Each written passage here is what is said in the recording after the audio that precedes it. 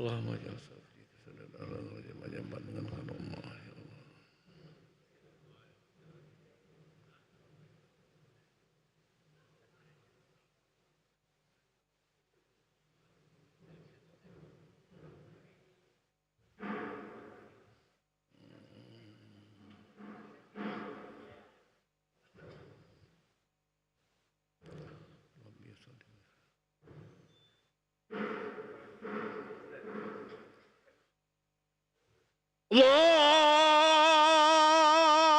Allahu Akbar,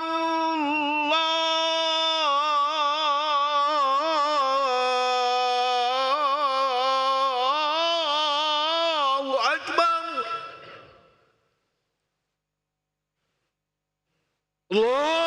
Allahu Akbar,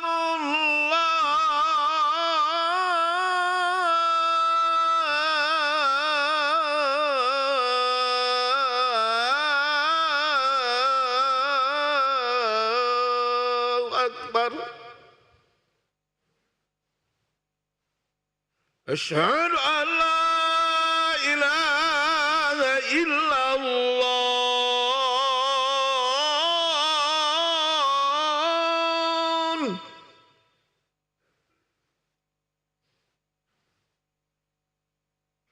Asyhadu an la ilaha illallah.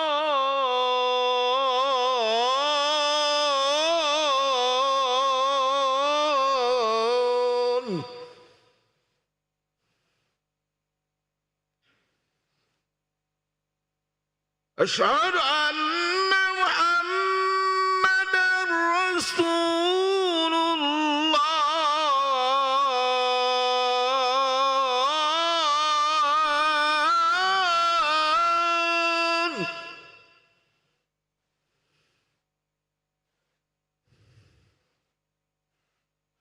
Asyhadu anna Muhammadan Rasulullah.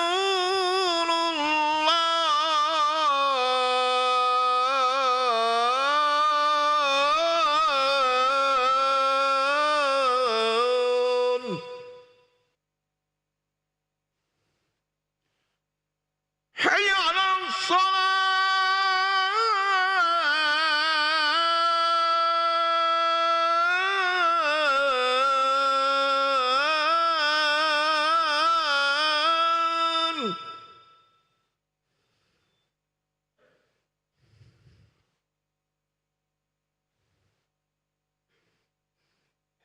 Hayya 'alas shalah.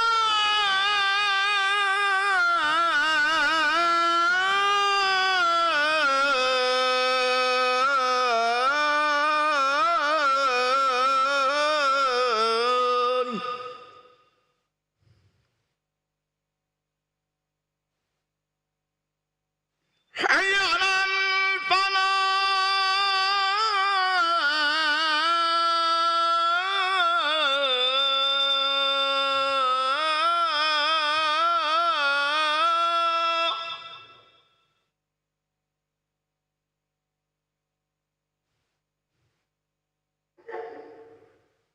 Hayya 'alal falah.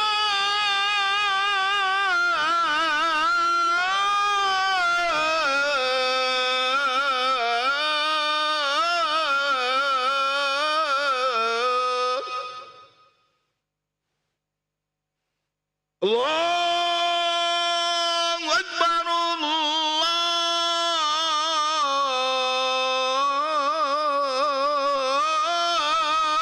Allahu Akbar. La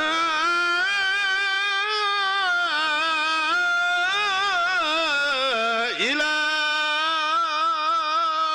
illallah.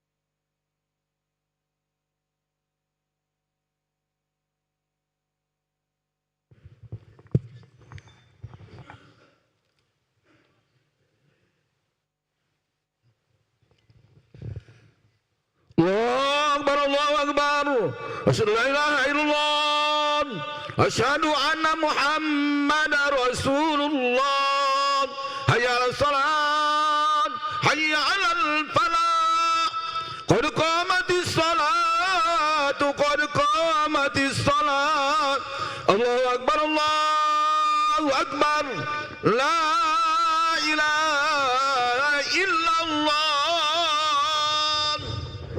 La ilaha illallah sayyidina Muhammad Rasulullah sallallahu alaihi wasallam. Hakamallahu adamaha madam as-samawati wal ard wa ja'alana minas salihin ahliha. Sawu sufufakum fa inna taswata sufu min tamamis salah. Bismillahirrahmanirrahim. Bismillahirrahmanirrahim. Salli fadhil Imam Allahu Akbar.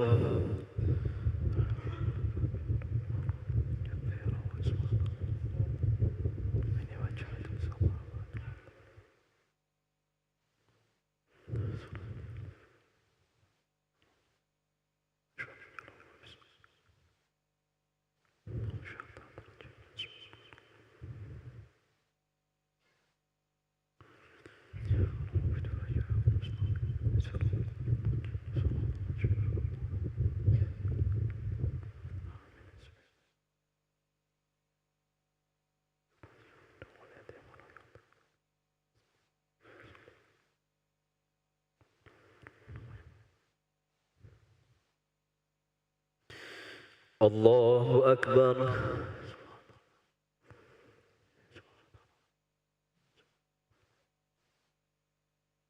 Sami Allahu liman hamidah. Allahu Akbar.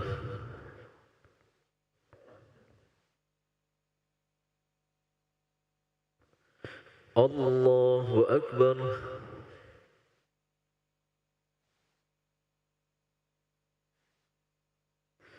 Allahu Akbar.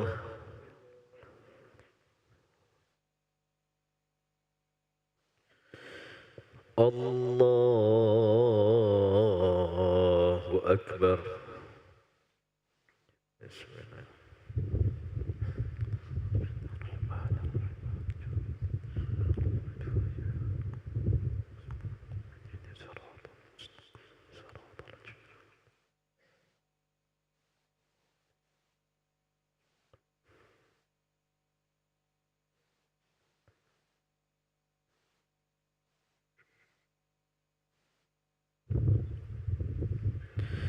Allahu Akbar.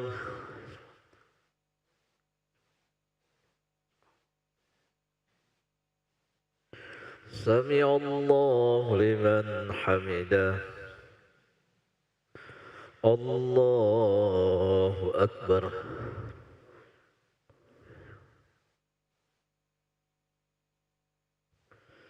Allahu Akbar.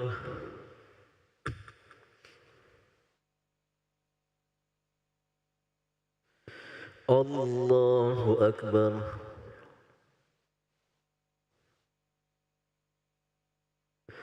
Allahu Akbar.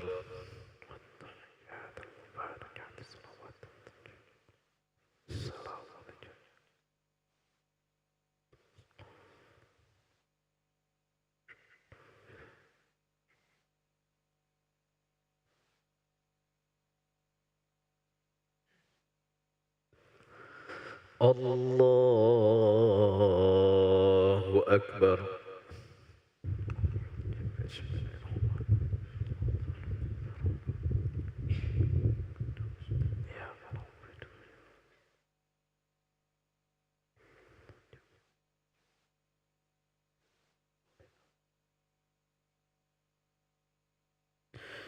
Allahu Akbar.